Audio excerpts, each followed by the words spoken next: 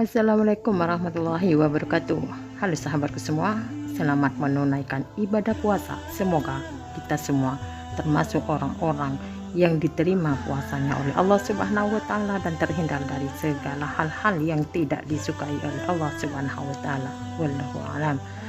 Sekarang saya akan membacakan apa sebenarnya rahasia dalam bulan Ramadan menurut Imam Al-Ghazali.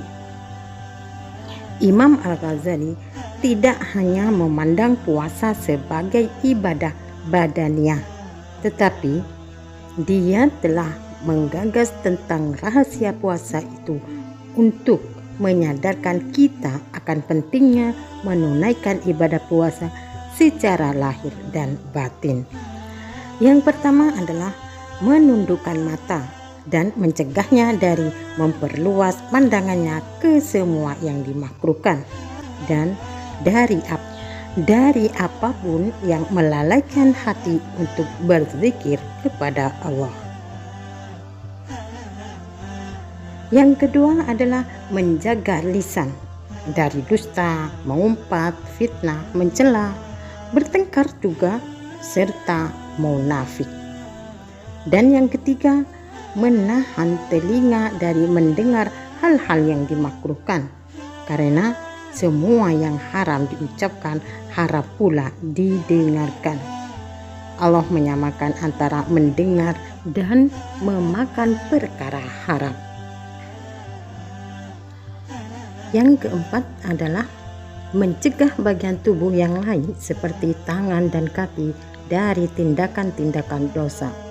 Juga mencegah perut dari makan barang ketika berbuka ataupun memakan barang haram.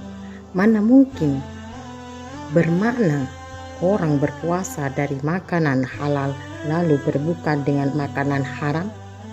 Ibaratnya seperti orang yang membangun gedung tetapi menghancurkan kota itu sendiri. Nabi Muhammad SAW bersabda, banyak sekali orang yang berpuasa namun yang ia dapat hanya lapar dan haus. Ia adalah orang-orang yang berbuka dengan barang atau makanan haram. Yang berpuasa lalu berbuka dengan memakan daging sesama, yaitu dengan ghibah. Yang kelima, tidak memperbanyak makan ketika berbuka, mengisi perut dan mulut dengan tidak sewajarnya.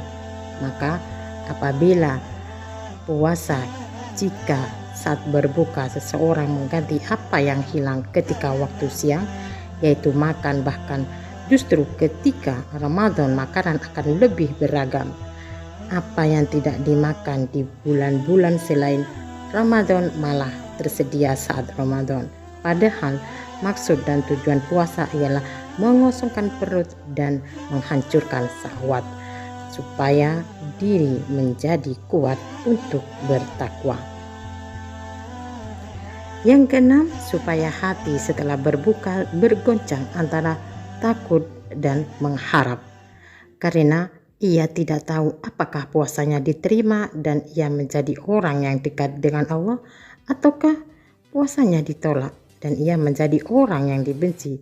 Dan seperti itulah adanya di seluruh ibadah ketika selesai dilaksanakan.